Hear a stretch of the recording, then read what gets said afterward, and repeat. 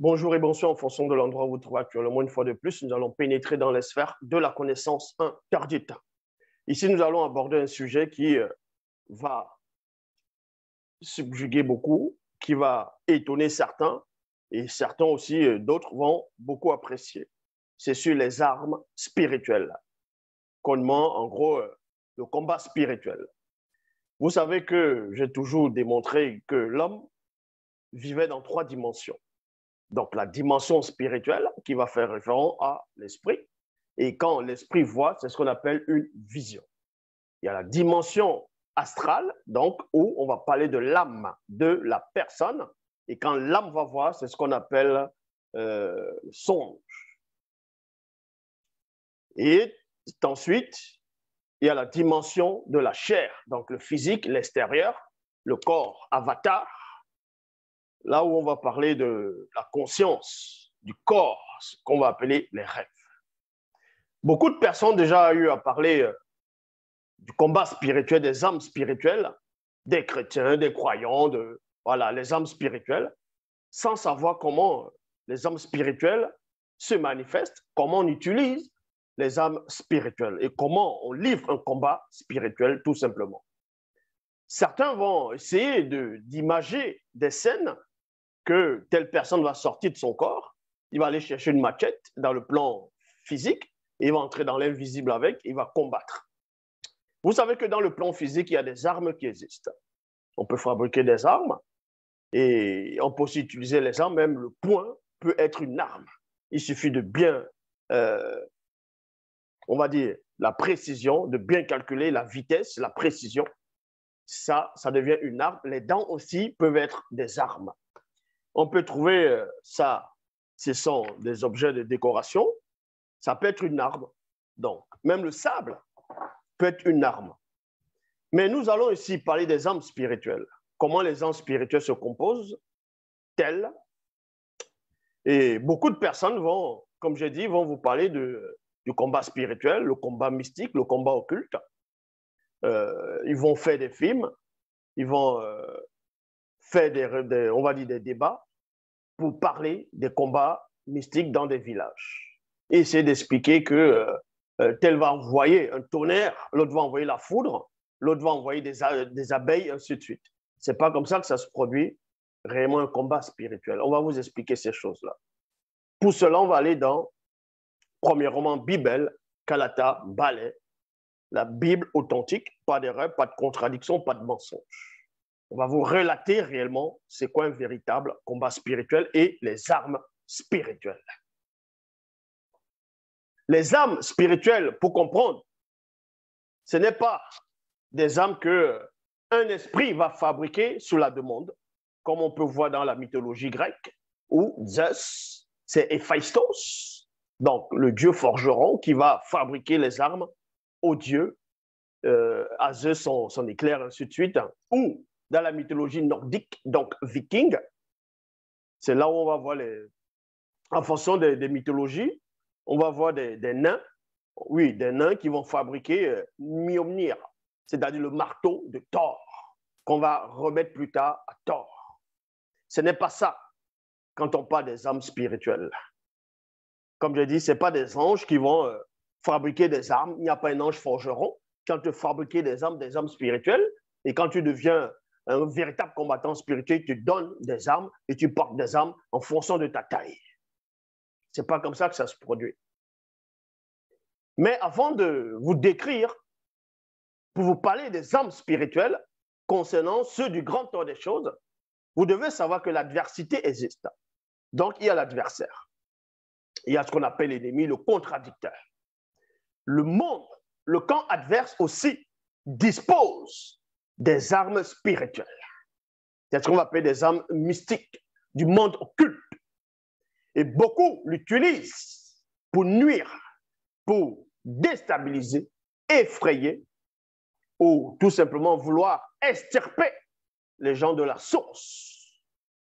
On va aller dans Dina et Wa, c'est-à-dire 1 Samuel, chapitre 23, à partir du verset 4. Ici, c'était l'histoire à l'époque du puissant tendant, celui qu'ils vont appeler dans les Bibles classiques sur la personne de David. Et nous savons qu'il était noir, contrairement à les torchons qui vont rédiger, écrire au Moyen-Âge avec les racistes, les esclavagistes, pour faire croire, blanchiser tout l'histoire du peuple noir. Ils vont écrire dans les livres seconds que David était blond, ainsi de suite.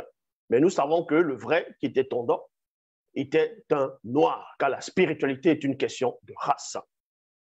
Celui qu'on appelle Tondan, de son vrai nom, a réussi à terrasser un adversaire dans les temps d'autrefois. Et cet adversaire est connu dans les Bibles classiques sous la personne de Goliath. Donc, cette histoire est entrée dans la légende. Beaucoup parlent de ça. On va parler, même quand les boxeurs essaient de lutter, on va avoir un géant, on va avoir un petit, d'autres vont faire référence à David et Goliath. On va vous expliquer qu'il avait une grande taille, il était costaud, c'était un Philistin. Mais sauf que dans la véritable histoire, on vous relate ce qui s'est réellement passé. Qui était ce Goliath? Parce que lui-même disposait des armes spirituelles. C'était un véritable. Quand il dit véritable, c'était pas un amateur.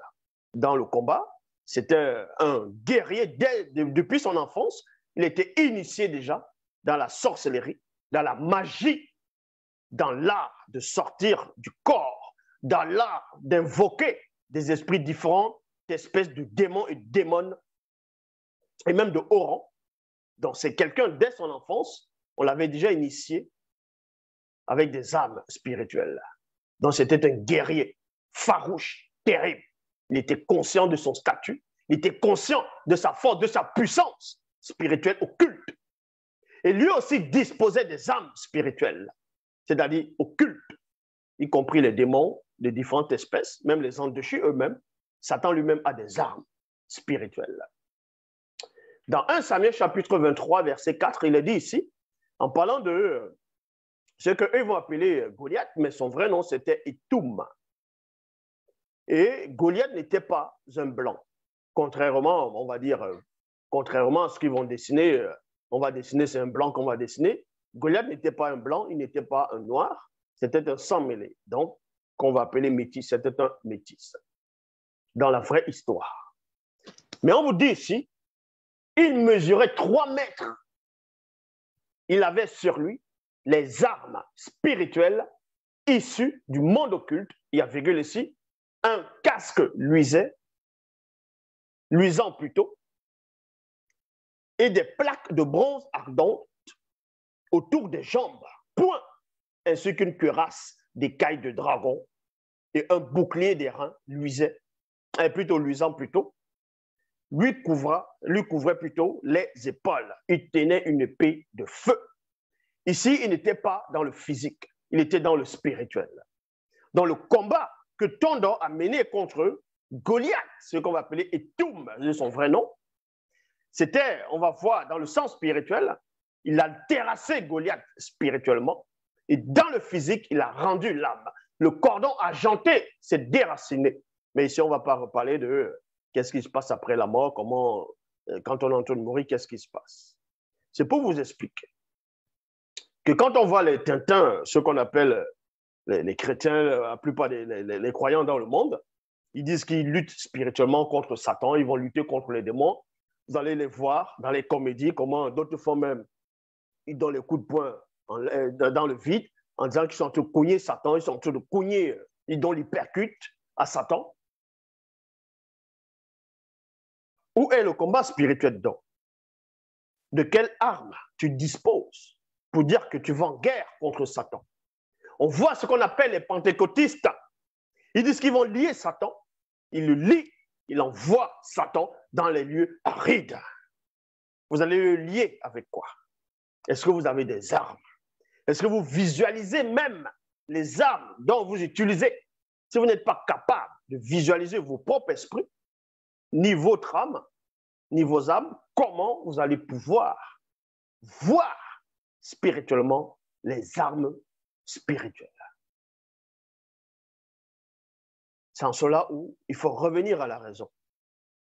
Et quand on va dans Loko, c'est-à-dire Naoum, chapitre 2, verset 3, toujours dans la Bible, il est dit ici, les démons guerriers et religieux sont armés de boucliers occultes, non visibles. Il y a virgule ici. Ils sont spirituellement, ils sont vêtus spirituellement d'habits occultes non visibles, avec le fer qui étincelle, apparaissent les chars occultes non visibles et les lances de feu sont agitées. Donc, quand on dit ici que les démons ont, on va dire, les habits non visibles, c'est-à-dire spirituels, ça ne veut pas dire que ce sont les habits que vous allez porter. Ça ne veut pas dire qu'on les a cousus, des habits. Ce sont des habits occultes. Ce sont des armes. Il y a des armes physiques, des armes dans le plan astral et dans le plan spirituel. S'il y a un corps spirituel, il y a des âmes spirituelles. S'il y a un corps astral, il y a l'âme qui correspond à l'âme. S'il y a le corps physique, il y a des armes physiques. Est-ce que vous comprenez? Et ensuite, on va aller dans Essambé. Parce que comme j'ai dit, beaucoup de personnes ne comprennent pas c'est quoi le combat spirituel. Pensent que ils vont sortir directement de leur corps. D'autres disent qu'ils sortent de leur corps. Ils vont combattre les sorciers, ils vont combattre les marabouts, ils vont combattre les sirènes des eaux, ils vont combattre certains, on va dire, entre guillemets, présidents qui sont dans des loges. Ils vont les combattre. Maintenant, quand on les demande d'expliquer comment on fait pour sortir du corps physique, pour entrer premièrement soit dans l'astral, soit dans le spirituel, ils ne sauront vous dire. Ils ne pourront pas réellement vous décrire comment on fait pour sortir de son corps. Et d'autres vous disent que quand ils sortent du corps, ils entrent directement dans le monde spirituel. Ça, c'est ce qui est complètement faux. Celui qui sort de son corps, qui n'a pas reçu l'initiation par les entités spirituelles, premièrement, quand tu sors de ton corps, de ton avatar, si tu es dans une chambre, tu sors de ton corps, tu te retrouves dans la même chambre. Est-ce que vous comprenez? Tu te retrouves dans la même chambre. De même que quand tu rêves, tu te retrouves dans un monde qui correspond à ce monde-ci, c'est-à-dire avec des images familières. Tu vas rêver de quelqu'un que tu connais, tu vas rêver ça peut être de ton boulot, comment tu es en train de travailler, comment tu es en train de manger, comment tu es en train de courir, comment tu es en train de pleurer, bref. Tu vas faire toutes sortes de rêves. Et le rêve, c'est dans un plan, c'est dans le monde des rêves. Mais qui correspond néanmoins à tes désirs, à ce que tu vois dans le quotidien et deux fois avec d'autres imaginations. Et le monde spirituel, comme j'ai dit, quand quelqu'un sort de son corps physique, il n'entre pas directement dans le monde, que ce soit astral ou spirituel. Si tu sors étant dans ta chambre, tu vas te retrouver dans ta chambre. Si tu n'as pas reçu l'initiation pour pouvoir capter la fréquence des différents plans des mondes spirituels. Il en est de même avec les armes spirituelles. Tu ne peux pas dire que tu vas combattre Satan. Tu vas combattre un sorcier et tu dis que tu as des armes spirituelles sur toi. Ces armes correspondent à quoi? Ressemblent à quoi? Est-ce que vous pouvez décrire une arme spirituelle? Est-ce à dire que... Parce qu'il y en a qui pensent que en liant Satan, c'est dans l'imagination. C'est avec une sorte de foi. Tu dis, je te lis. Et Satan, automatiquement, il est lié. Mais il est lié comment? Il faut visualiser, il faut voir. Nous disons ce que nous savons et l'on rend témoignage de ce qu'on a vu, de ce dont nous avons pénétré en profondeur. Même dans votre torchon, c'est écrit dans Jean 3, 11. Sans cela où les gens marchent dans l'erreur, marchent dans la confusion, dans les quotidiens, ne savent rien du spirituel, ne savent rien des armes spirituelles. Tout simplement. C'est pour ça que Essambé, ce qu'eux vont appeler Paul, dans le Paul de Tarse, son vrai nom c'est Essambé, dans Sombel 26, verset 49 à 51, il est dit ici, à 51, nous marchons, si nous marchons dans la contamination de la chair par l'âme, virgule, nous ne combattons pas selon l'esprit. Il y a point ici. Donc, Essambé met l'accent à son époque parce qu'il avait la vision. C'était un véritable combattant spirituel, quelqu'un qui connaissait le véritable combat et qui voyait les armes, qui voyait l'adversaire. Il ne va pas dire avec des sensations, je te lis Satan. Non. C'est ça qu'il dit ici, si nous marchons dans la contamination de la chair par l'âme, il y a virgule ici, nous ne combattons pas selon l'esprit. Et c'est ce que les gens font dans le monde, dans le plan visible. Vous voyez un peu partout les religions dites révélées. Ils vont croire qu'ils ont atteint une sorte de sainteté. Et pourtant, c'est des gens qui marchent selon la contamination de la chair par l'âme. La plupart sont des violeurs, des menteurs, des braqueurs, des assassins, des jaloux, des envieurs, des fornicateurs. Les gens qui ont des mauvaises pensées en longueur de journée, qui disent facilement des gros mots, parce qu'ils sont dans la contamination de la chair par l'âme. Et ces gens de personnes, même vous allez voir les femmes, elles mettent des faux cheveux, des tissages, des perruques, des faux ongles. Les faux pasteurs sont là, ils disent rien. Ils sont là des vrais adorateurs de ce démon qu'on appelle Jésus, Yahushua Hamashia, et des religions dites révélées. Et ils font croire aux gens qu'ils font des combats spirituels. Ils ne savent rien de leur propre esprit, mais ils veulent entrer dans un combat spirituel. Pour entrer dans un combat spirituel, il faut d'abord, premièrement, connaître la vérité. Il faut être affranchi du mensonge. Parce qu'on va vous présenter les armes spirituelles. Les armes spirituelles, c'est quoi? Ce n'est pas tout le monde qui dispose des armes spirituelles. Il faut être un guerrier. Il faut être quelqu'un, déjà, qui a reçu l'initiation pour pouvoir porter cela. Donc, Essambé dit ici que si nous marchons dans la contamination de la chair par l'âme, nous ne combattons pas spirituellement. Donc, quand quelqu'un dit « je te chasse, Satan » ou « je te chasse au nom de Jésus », le feu, oh, fire, fire, tout ça sont des sensations. Il dit, il ne voit aucun démon. Il ne voit même pas le... Parce que eux, quand il va dire fire, fire, que le feu du Saint-Esprit descende sur toi, pour lui, il va imaginer le feu qu'il a l'habitude de voir dans son quotidien. Le feu que lui, il allume, c'est ce feu-là qu'il va avoir dans sa tête, mais peut-être plus grand. Voilà ce feu. Ce feu n'est pas spirituel.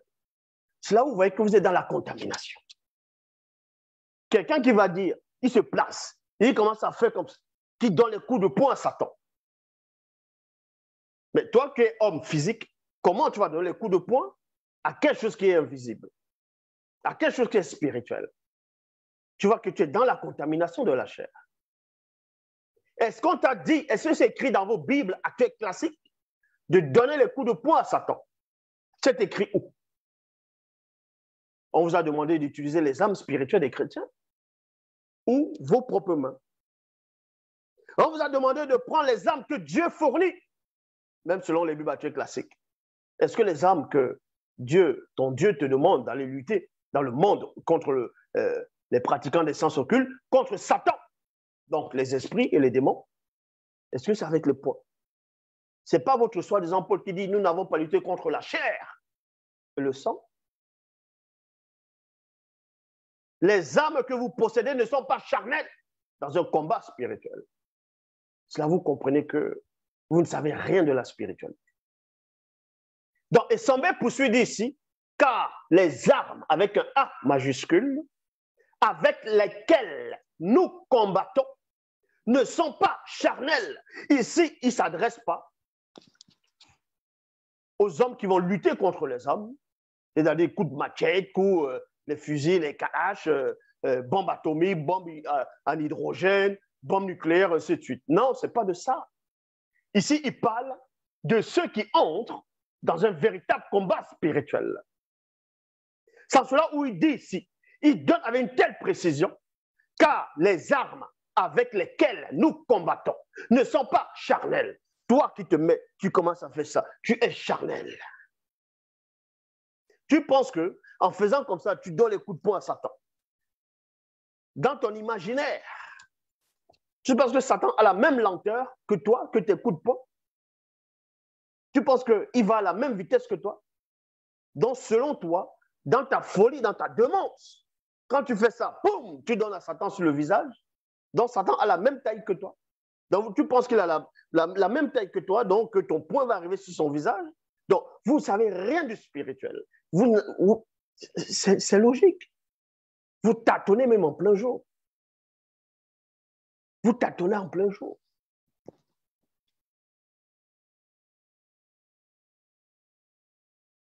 Donc, Essambé poursuit, car les âmes avec lesquelles nous combattons ne sont pas charnelles, mais elles sont puissantes, virgule, par la vertu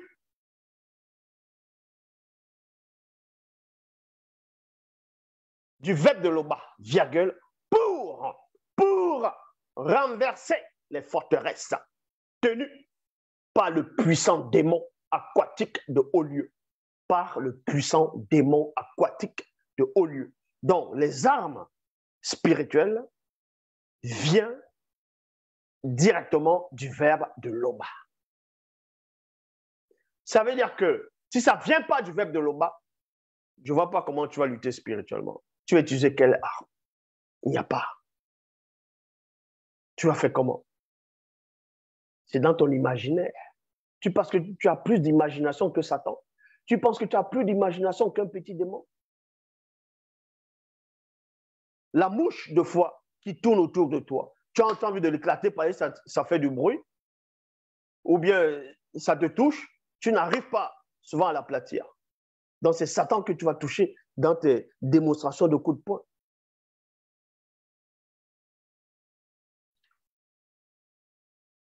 Donc vous voyez que vous êtes en train de délirer. Donc Essambé dit ici que les armes avec lesquelles nous combattons ne sont pas charnelles, mais elles sont puissantes par la vertu du mundi, c'est-à-dire du verbe de l'Oba, pour renverser les forteresses. Les forteresses, ce sont les obstacles. Les forteresses, c'est toute forme et sorte de raisonnement qui vont contre le verbe. Les forteresses, dans le sens spirituel, c'est toute une armée bien organisée du monde occulte. Mais ici, on parle à des gens qui ont reçu l'initiation. Je répète, on parle aux personnes qui ont reçu l'initiation. Les forteresses tenues par le puissant démon aquatique de haut rang. C'est qui ce puissant démon aquatique de haut rang?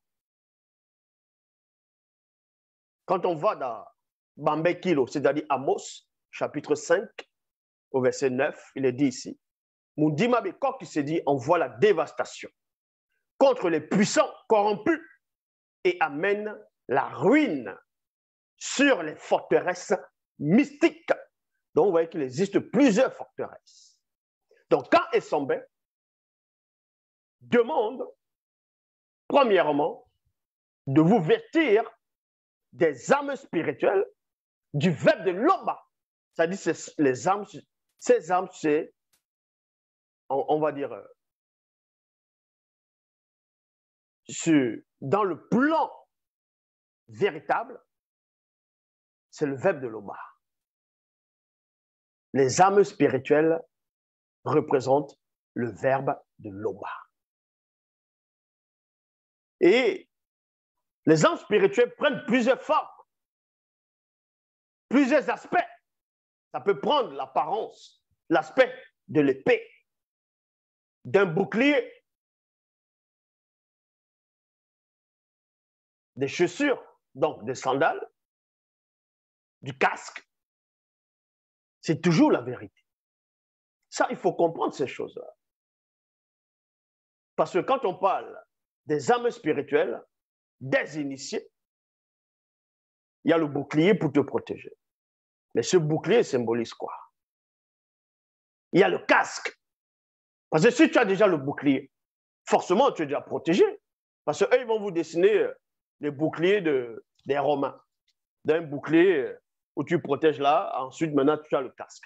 C'est un bouclier qui n'est pas complet. Or, ici, on va vous révéler le véritable bouclier par rapport aux armes.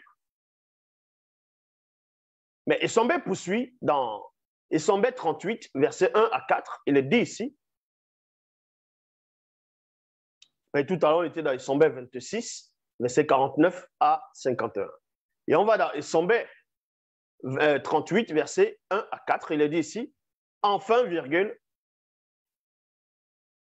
puisez votre force dans l'union avec le Verbe de l'Oba, dans son immense puissance. Prenez sur vous toutes les armes. Prenez sur vous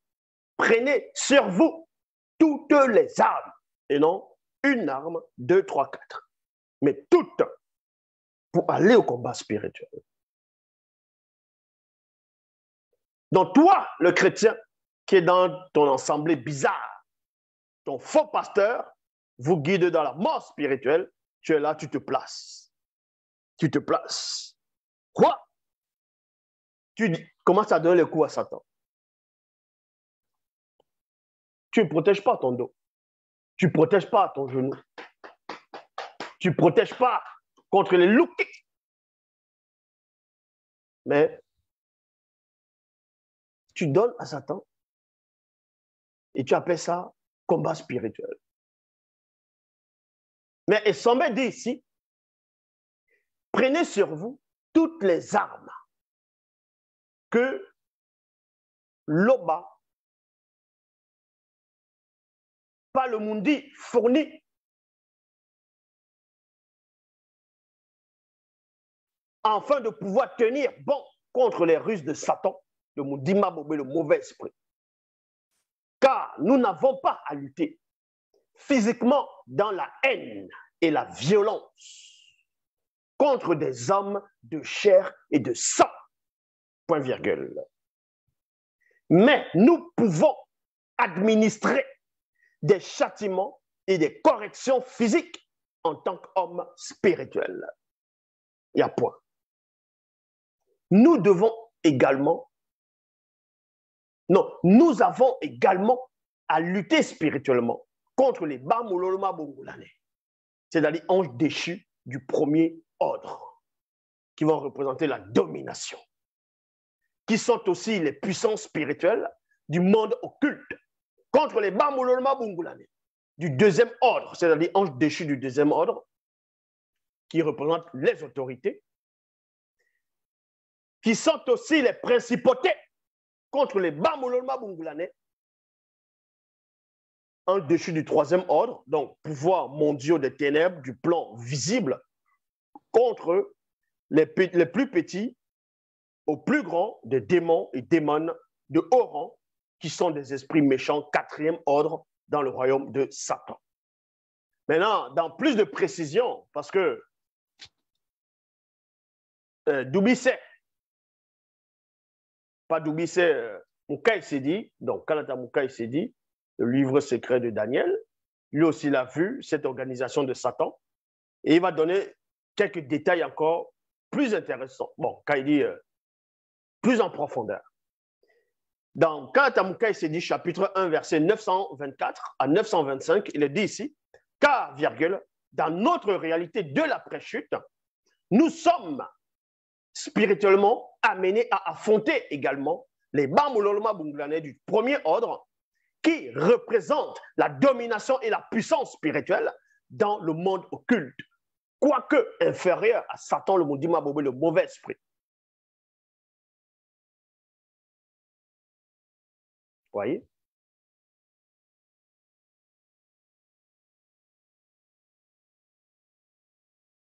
Le mauvais esprit.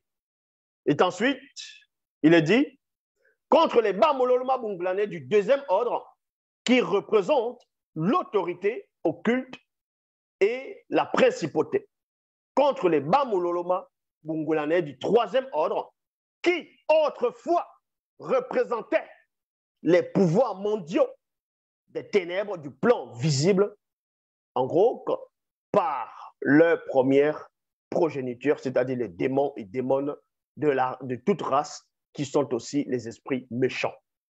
Donc, Essombe lui parlait à ceux qui connaissaient déjà ce que Mukai Sedi avait déjà relaté dans ses écrits initiatiques. Donc, Essombe et Mukai Sedi à son époque avait averti déjà qu'il faut entrer dans un véritable combat spirituel. Il faut lutter contre, donc spirituellement, contre les Bamololoma Bungulanais du premier ordre. Donc, les Bamololoma Bungulanais du premier ordre, c'est ceux qui vont représenter la domination, donc la puissance spirituelle. Sans cela où, dans le monde, vous sentez qu'il y a une sorte de domination dans les gouvernements. Dans chaque gouvernement, il y a une domination. Dans les pays, vous sentez l'oppression, une telle domination. Vous voulez sortir de là, vous n'y arrivez pas. Et ensuite, quand vous voulez sortir, on vous envoie des autorités. Et les autorités ici vont représenter les en-dessus du deuxième ordre, vont aussi représenter les principautés.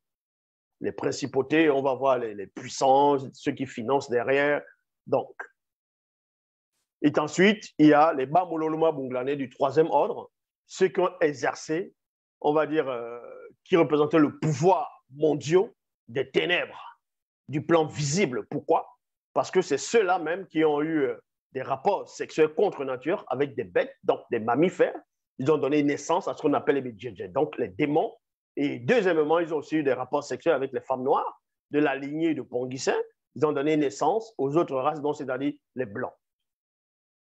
Et même dans le livre de la Genèse, chapitre 6, versets 1 à 4, dans les Bibles classiques, dans les torchons, on parle aussi de cette histoire, mais sauf qu'ils ont retiré cela. Quand je vous le dis constamment, vous ne comprenez pas. Dans Genèse chapitre 6, versets 1 à 4, dans les Bibles classiques, il est dit, lorsque les hommes commençaient à se multiplier sur la surface de la terre et que les filles les firent nées, les fils de Dieu virent que les filles des hommes étaient belles. Dans d'autres versions, les habitants du ciel virent que les filles des hommes étaient belles, ils ont pris pour femmes parmi tous ceux qu'ils choisirent. Et on vous dit que les géants, dans d'autres versions, les Néphilim étaient sur la terre en ce temps d'après que les fils de Dieu furent venus vers les filles des hommes et qu'ils leur eu donné des enfants. Ils ne sont pas de la mythologie. En gros, dans les Bibles classiques, ils ont pris cela et on voit cela dans la mythologie grecque. Et ce que vous ne savez pas, par rapport à l'histoire de la mythologie grecque, ou chez les Grecs, les dieux grecs, on va dire comme ça, les démons grecs,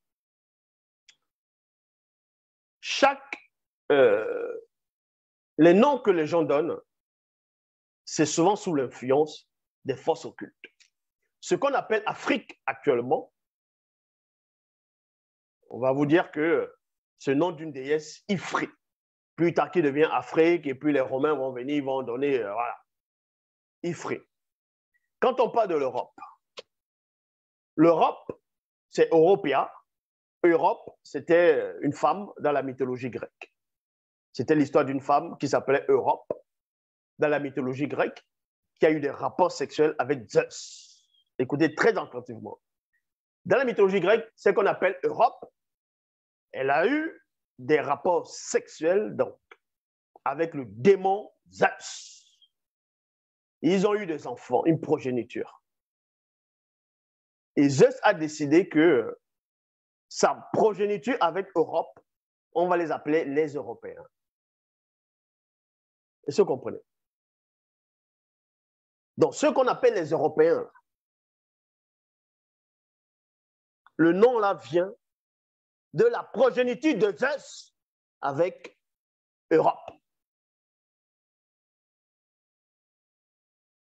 Donc, quand on vous dit que c'est les Bamololoma Bungulanais du troisième ordre qui ont couché avec des femmes de la lignée de Ponguissin, ils ont donné naissance aux autres races. Vous pensez que je suis fou? Beaucoup d'élites parmi eux connaissent cette histoire. Ils le savent. C'est pour ça qu'ils veulent embellir maintenant l'histoire des Grecs, des dieux grecs. Vous allez sur Arte, vous allez dans le truc de dessins animés, les films, ils ne font que remontrer maintenant l'histoire grecque, les péplums, pour embellir cette histoire. Parce qu'ils connaissent cela. Donc, les gens déchus du troisième ordre ici ont exercé le pouvoir dans le monde de ténèbres, du plan visible. Ils ont initié les premières progénitures, c'est-à-dire les démons. Et quand on les a enfermés, les démons aussi, on a fait périr les corps physiques et les âmes. Ils sont restés de simples esprits, on les appelle maintenant les esprits diaboliques, les esprits démoniaques, esprits impurs. Ils sont dans l'invisible du visible. Et c'est eux-là maintenant qui vont, on va dire, représenter les ondes déchus du troisième ordre. C'est pour ça que les démons vont se faire passer pour des divinités, pour des dieux. Et on voit cela dans les Bibles actuelles classiques. On va dire Baal, c'est le dieu de telle nation. Belzébuth, le dieu de ça. Parce que c'était les géniteurs, les anges déchus du troisième ordre, qui étaient des divinités pour les progénitures. Donc, quand là, ils sont enfermés, maintenant, ce sont les démons, différentes espèces, de plusieurs espèces, c'est-à-dire de haut rang, qui vont prendre maintenant cela. Donc, les anges déchus du troisième ordre règnent toujours, mais par les progénitures. Et Sombet 38, versets 5 à 7. C'est pourquoi, virgule, prenez sur vous maintenant toutes les armes que l'homme a plutôt, pas le mundi fourni. Ainsi, virgule, quand viendra le jour mauvais, vous pourrez résister à l'adversaire. Et après avoir combattu jusqu'à la fin, vous tiendrez encore fermement votre position. Ça veut dire que des fois, tu vas prier, tu vas entrer dans la sanctification. C'est-à-dire que tu es entré dans un combat spirituel. Il y a les attaques qui vont venir, la tentation, la séduction. Allez, tu ripostes, tu ne cerdes pas. C'est-à-dire qu'il y a un bouclier qui t'entoure. Il y a une âme spirituelle sous forme de bouclier déjà. Mais toi, tu n'es pas conscient de ça. Parce qu'on ne t'a pas initié à la devoir. Tu n'es pas encore dans ce plan-là. Mais néanmoins, tu vas sentir une protection. C'est un bouclier, c'est une âme spirituelle déjà. Que le mundi fournit, que le verbe de l'Oma présente. Donc, tu vas céder à la tentation pendant quelques temps.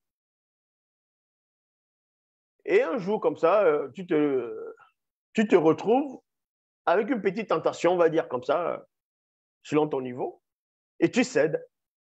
Parce que le jour où tu avais le bouclier, tu te sentais fort spirituellement, tu te sentais invulnérable contre la fausse doctrine, contre la manipulation, contre l'iniquité, le péché, la saleté.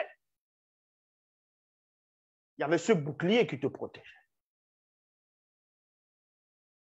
Il y avait ce bouclier-là, mais tu ne le voyais pas. À un moment donné, tu as ouvert beaucoup de portes. Tu es sorti du bouclier. Et c'est là que tu succombes à la tentation. Et c'est là que tu dis, waouh, avant, j'étais comme ça. Avant, je résistais. Avant, je priais beaucoup. Avant, je ressentais des présences. Maintenant, pourquoi je ne ressens plus? Parce que tu t'es éloigné. Tu as ouvert des portes. C'est pour ça que Sombet dit ici, ainsi, quand viendra le jour mauvais, vous pourrez résister à l'adversaire. Oui, quand le bouclier est là de la foi, qui est une âme, te couvre, tu vas résister au mauvais jour à l'adversaire.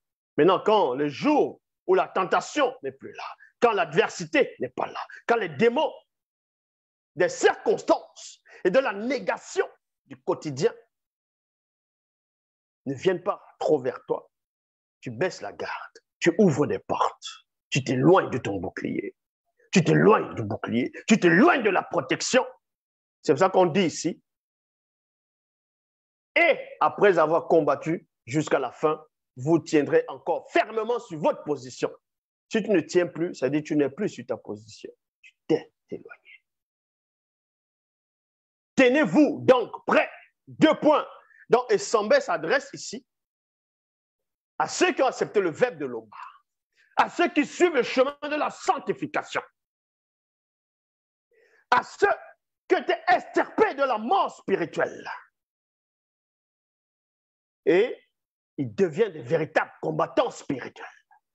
Ils savent que le monde occulte existe, que le monde des ténèbres existe réellement. Et ils savent qui est l'adversaire. Ils savent qui est qui. Ce n'est plus de la sensation. Donc, Essambé ici, il les initie, il les intronise dans l'art du combat. Il dit, tenez-vous donc prêts, 2 points, ayant la vérité pour ceinture autour de la taille. Ayant la vérité pour ceinture autour de la taille. 2.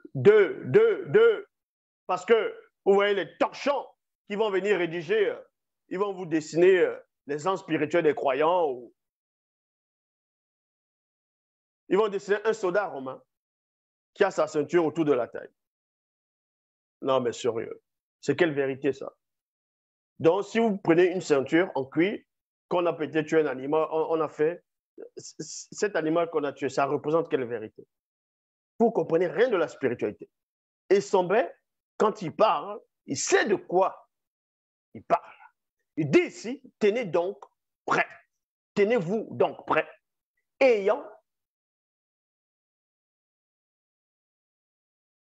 Ayez plutôt la vérité pour ceinture autour de la taille de vos 3 êtres, et non la taille uniquement de la chair, du corps, de l'avatar, de l'extérieur, mais des 3 êtres. Parce que c'est que l'homme vit dans 3 dimensions. Et dans les 3 dimensions, il doit être protégé dans les 3 dimensions. Parce que le démon est dans la dimension invisible. Il est dans la dimension spirituelle. Donc, si tu n'as pas la ceinture spirituelle autour de la taille, le démon, lui, il est spirituel. Il va t'attaquer dans le spirituel. Ta ceinture de l'extérieur ne te protégera pas. On n'est pas dans les sensations, on est dans la vision. Quand on voit libérer le peuple, on t'initie d'abord, on t'intronise. Et quand tu parles, tu sais de quoi tu parles.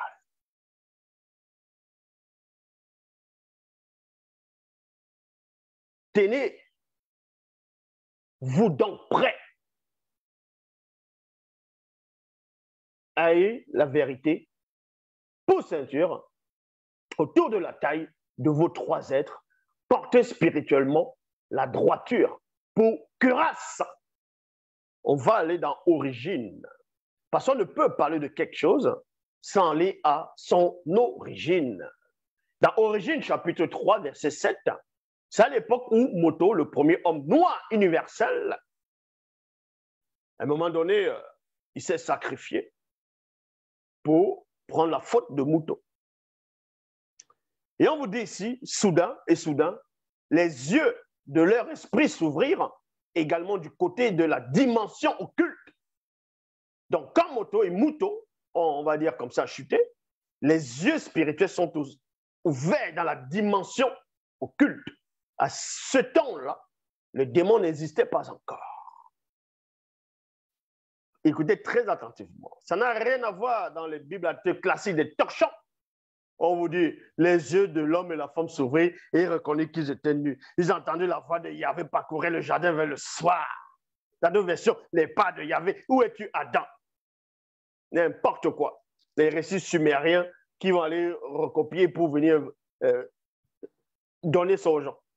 La vraie version vous dit ici, et soudain, les yeux de leur esprit s'ouvrirent également du côté de la dimension occulte, virgule, et ils conçurent et ils connurent qu'ils n'étaient plus vêtus de leurs vêtements de lumière propres, virgule, et furent ainsi révélés dans les obscurs principes. Ils firent alors naître au-dessus d'eux une élévation ombreuse, voile de tristesse, mutuelle de déchirement. Dans la face cachée de Bible, c'est-à-dire le livre mystérieux, on entre en profondeur pour vous expliquer c'est quoi ces mots-là, qu'est-ce qui se cache derrière ces mots-là. C'était quoi derrière? C'était quelle entité? C'était quel esprit?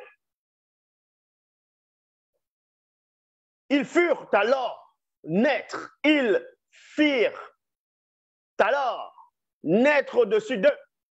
Mais qui a fait ça? Qui a fait naître au-dessus d'eux?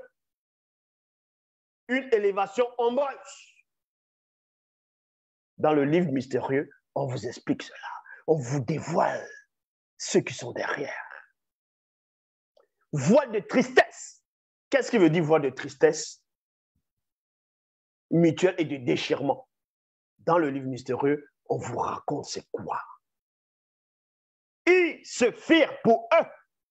Non, ils se firent pour leur corps physique des vêtements. Pour cela, virgule, ils conçurent ensemble des pagnes en matière végétale tressées en guise de ceinture de protection. Écoutez très attentivement. Écoutez très attentivement, vous allez comprendre. Et Sambé avait déclaré que les armes avec lesquelles nous combattons ne sont pas charnelles. Quand Moto, le premier homme, a chuté avec Muto, qui était un autre, toujours parti de lui-même, les yeux spirituels sont ouverts. Il s'est passé beaucoup de choses dont on raconte dans le livre mystérieux. Certaines entités qui ont apparu, on a vu plein de choses. Et Moto, en ce moment, il était dans l'astral. Il était dans l'astral parce que les chrétiens ne comprennent rien. Les témoins de Jéhovah, bref, les gens ne savent rien. Ils disent que Dieu a créé Adam. Adam est venu, après, il a soufflé dans ses narines. L'homme est devenu un être vivant. Dans notre version, dans la tradition du monde nouveau, l'homme est devenu une âme vivante. Mais quand tu deviens une âme vivante, une âme, c'est quoi? Et maintenant, la dent qu'on a fait chuter. Dans notre version, on dit Dieu revêtit des habits de peau à l'homme. Et les gens vont dire que Dieu a tué un animal, il a pris la peau de l'animal, il a mis ça sur Adam et Ève. Non, mais sérieux, arrêtez un peu votre délire. Même s'il y a les versions qui le disent, c'est des torchons. Vous n'avez pas compris cette transition-là. Mais bon. Donc, Kamoto, en tant qu'homme universel astral, parce que son esprit s'était déjà débrouillé. En ce moment ici, il a compris quelque chose. Il comprend que spirituellement, Satan ne peut pas s'approcher de sa première conscience, c'est-à-dire de son esprit. Parce qu'il est là en tant qu'astral. Et vu qu'il est là en tant qu'astral, il est en train de voir le monde occulte. Maintenant, il va faire des habits physiques, des vêtements pour cela. Ils vont concevoir ensemble des pagnes en matière végétale tressées en guise de ceinture de protection. Parce qu'il a compris une chose, il va aller dans la dimension, dans le plan physique. Dans le plan physique. Et là-bas, il a besoin de protection. Mais dans le plan astral où il est là, malgré qu'il a chuté, il sait néanmoins que ceux du monde occulte qu'il est en train de voir, donc les Bamuloloba Mungulane et Satan lui-même, ne peuvent pas entrer là où il est là. Il connaît les règles. Mais il sait néanmoins qu'il va sortir un moment. Il va aller hors de ce plan. Et hors de ce plan, ces esprits peuvent entrer là-bas. Donc, il se protège déjà. C'est pour ça qu'il va faire la ceinture. Les torchons, les chrétiens ne peuvent pas comprendre ça.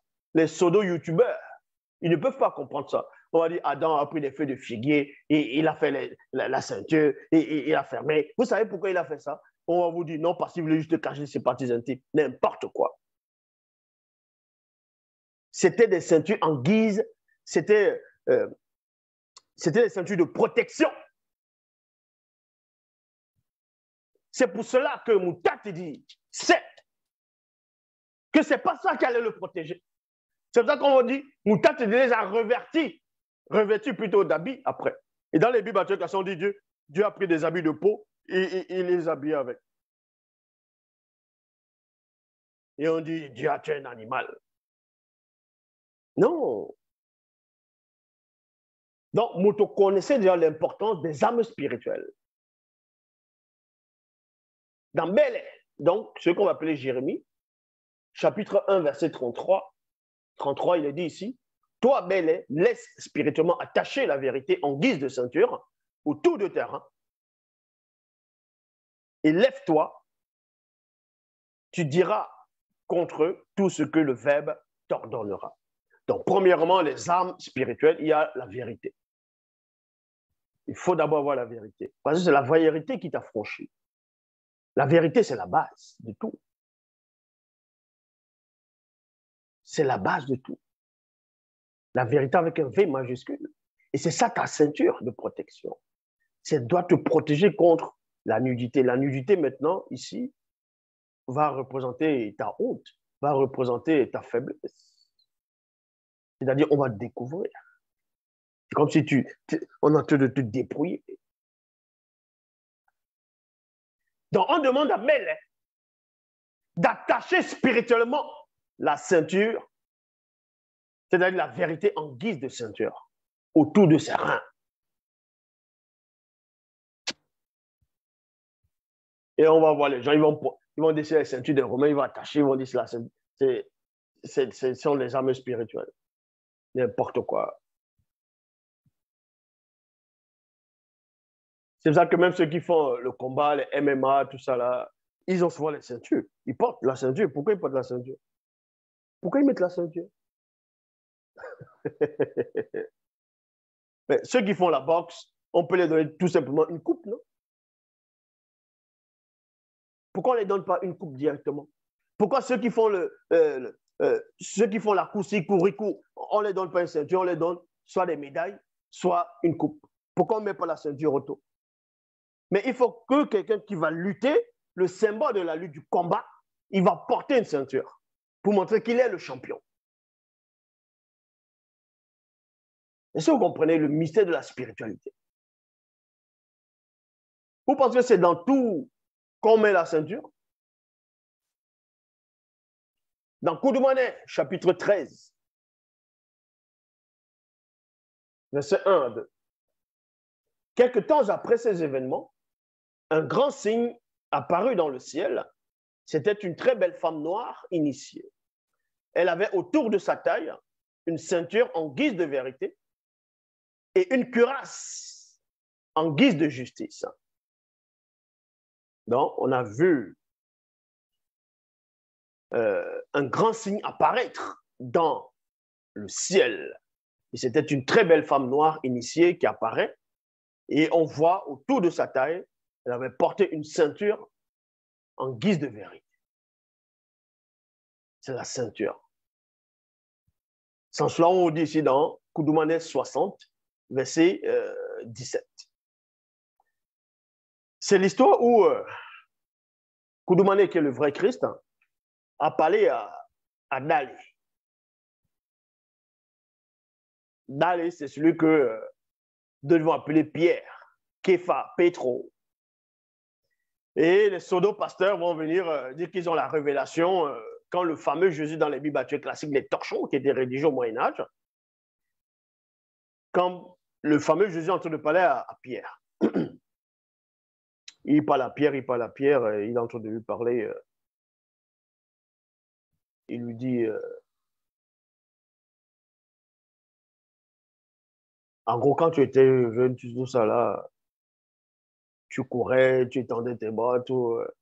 Maintenant, c'est une autre personne qui va étendre tes mains. Dans d'autres versions. Et eux, ils se disent, waouh, que Jésus donnait déjà la révélation à Pierre, que Pierre va étendre ses mains et on va le couler. Parce que selon les folies, Pierre est mort, on l'a aussi crucifié. Et lors de sa crucifixion, il a dit qu'il n'est pas digne de mourir comme le Christ. Donc, on l'a crucifié à l'envers. C'est-à-dire, la croix, c'est à l'envers. C'est pour ça que les satanites, des fois, ils utilisent la croix à l'envers. Et d'autres vont dire que c'est une profanation sans savoir. Mais non, ce n'était pas ça. C'était pas ça. La vraie histoire, c'est dans Koudoumane 60, verset 17. En vérité, je te le dis, quand tu étais plus jeune, tu te mettais ta ceinture, c'est-à-dire tu marchais selon ta vérité. Et tu allais où tu voulais. Mais bientôt, tu étendras les bras. Tu étendras les bras, non point pour te crucifier, tu étendras les bras. Et Mundi Musangi, c'est-à-dire le Saint-Esprit, te mettra spirituellement la ceinture, donc vérité, et t'amènera où tu ne pensais pas. Donc, là, il doit étendre spirituellement les bras. On va lui mettre la ceinture. C'était ça le symbole. C'était l'image que Jock Sabet est en train de transmettre ici de l'âme spirituelle, dont la vérité peut aller au combat. Dans on retourne dans Essambé, chapitre 38, verset 7. Tenez-vous donc prêts, ayez la vérité pour ceinture autour de la taille et vos trois êtres, de vos trois êtres. Portez spirituellement la droiture pour cuirasse. Donc, il faut porter spirituellement la droiture pour cuirasse. Et la cuirasse, maintenant, va représenter la droiture. Et c'est toujours la parole.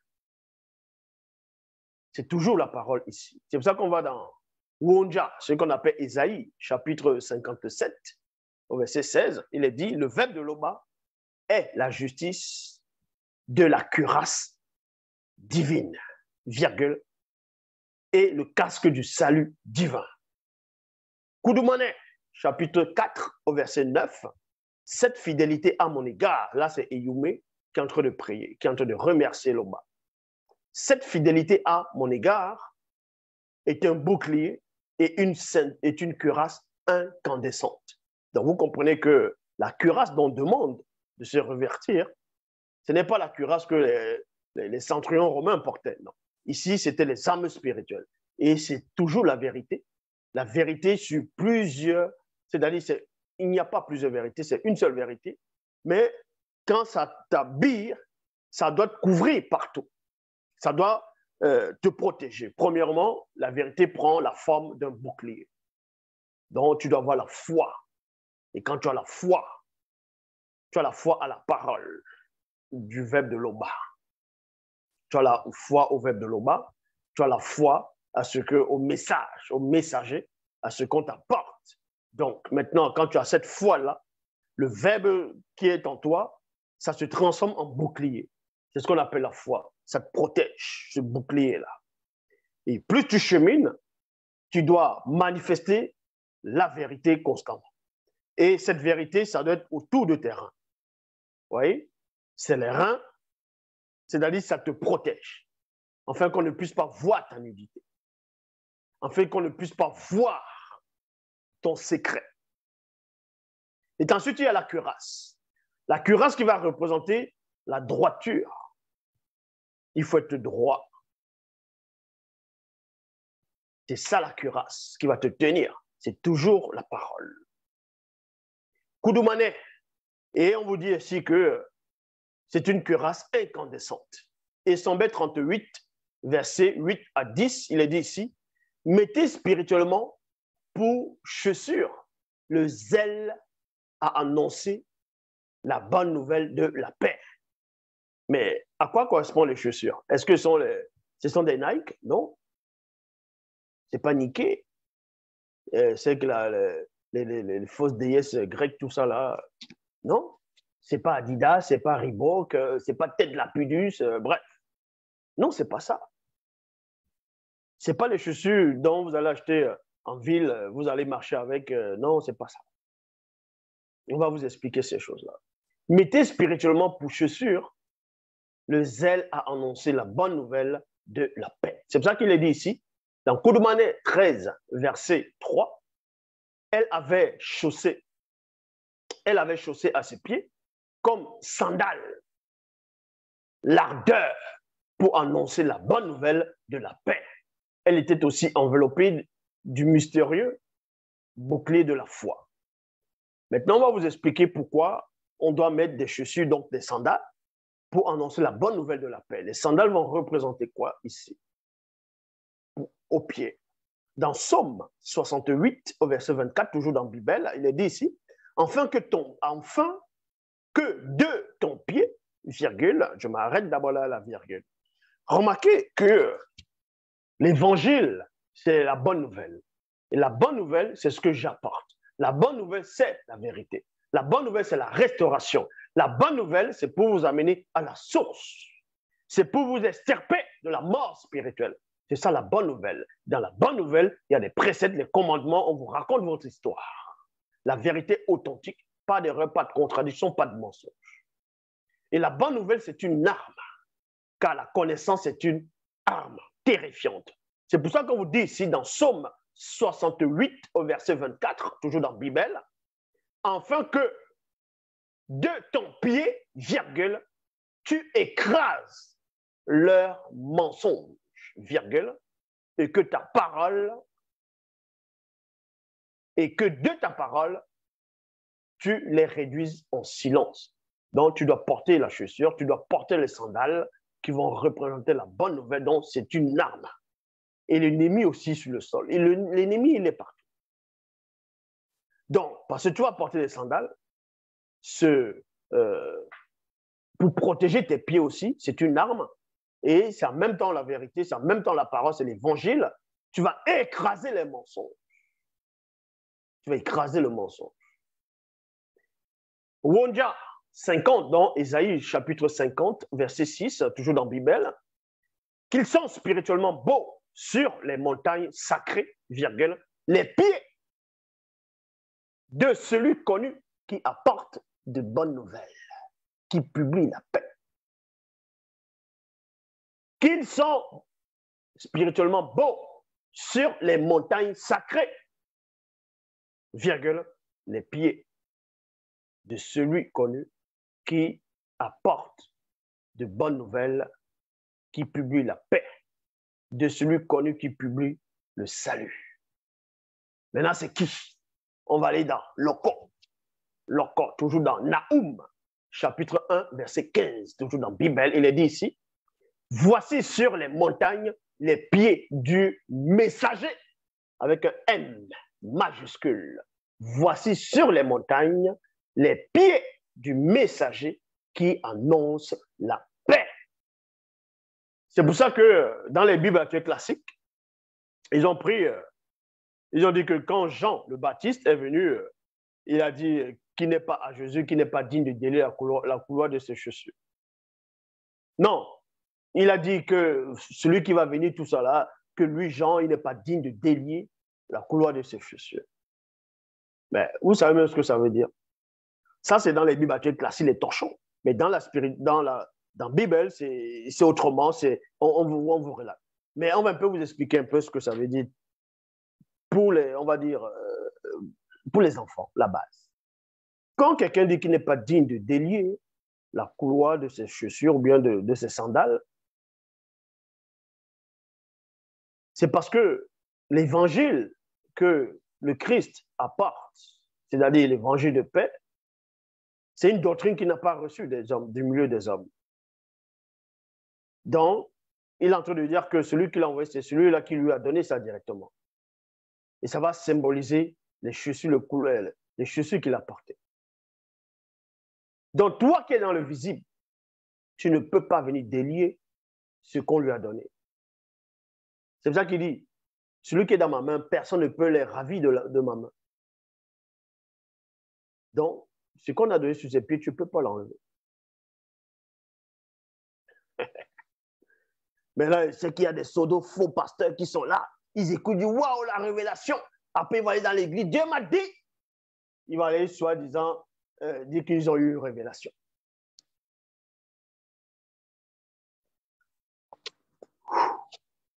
Et Sambé 38, verset 9. Prenez toujours la foi en guise de bouclier en forme de cercle. Vous comprenez ici que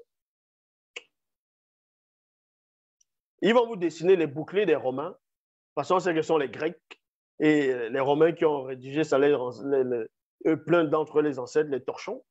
Ils ont rédigé, ils vont voir un Romain qui a porté le casque, il a porté la ceinture, il a le bouclier est là, jusque-là. Pour lui, les adversaires sont devant, il est en train de lutter. Il a la cuirasse, il a l'épée, il est en train de lutter. Il est en train de lutter, un soldat. Si on envoie les trucs de catapultes, boum, derrière ton dos. Si on t'attaque derrière le dos, est-ce qu'on dit que ton cou est protégé? Ta cuirasse arrive jusqu'où? Est-ce qu'on t'a dit de porter les protèges tibia? Le bouclier derrière. Est-ce que ton bouclier est derrière? On peut te frapper derrière les mollets. Là, il y a plein de choses comme ça. Oh, le vrai bouclier dont on fait allusion ici, c'est un bouclier en forme de cercle. Et tu es dedans. C'est-à-dire, l'attaque peut venir partout, ça ne te touche pas. À gauche, à droite, devant, derrière, au milieu, en haut, en bas, ça ne te touche pas. C'est pour ça qu'il est dit ici, prenez toujours la foi en guise de bouclier en forme de cercle. Il vous permettra d'éteindre toutes les flèches enflammées du monde occulte. Koudoumane, chapitre 8, verset 8 à 10. Il a dit, le vol mystique des sorcières ne pouvait guère échapper au regard virgilant des entités nocturnes qui ont pour mission de protéger le véritable peuple de Loba contre la sorcellerie. Soudain, 7 entités nocturnes firent leur apparition tout autour de Kakane et des Yume, ainsi que des femmes qui étaient à leur présence. Les 7 entités nocturnes firent une barrière impressionnante en forme de cercle. Et tu ne pouvais pas passer. En forme de cercle. Vous avez dit, mais comment ils ont réussi à faire ça? Et Sambé, 38, verset 10, acceptait le salut pour casque et la parole de Loba pour épée incandescente donnée par le Mundi. C'est pour ça qu'il est dit dans Wonja, donc Ésaïe 57, verset 16. Le verbe de Loba est la justice de la cuirasse divine et le casque du salut divin. Donc c'est pour ça qu'on parle maintenant de l'épée qui va représenter la parole. Avec l'épée, c'est la parole. L'épée, ça va représenter la parole en même temps. Donc c'est pour vous dire que les armes spirituelles existent réellement. Mais pour visualiser les armes, il faut d'abord sortir de l'influence, de la contamination de la chair, alimentée par votre âme. Il faut entrer dans la spiritualité. La véritable spiritualité qui est en face de vous. Bible.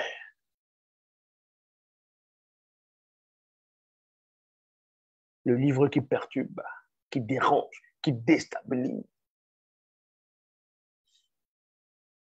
Que dire alors du livre mystérieux?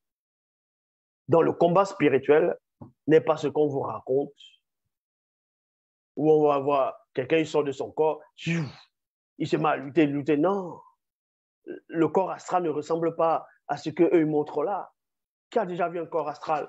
Il y a des faux pasteurs qui viennent et disent qu'on les a attaqués astralement. Quelqu'un est sorti dans le voyage astral, la projection astrale. Décrivez l'âme. L'âme ressemble à quoi? C'est quoi la clarté de l'âme? L'âme a quel aspect? L'âme, c'est comment? Vous pensez que si vous avez une cicatrice là, votre âme aussi a la même cicatrice? Des torchons comme ça, ils viennent raconter des histoires aux gens. Loba, c'est encore glorifié.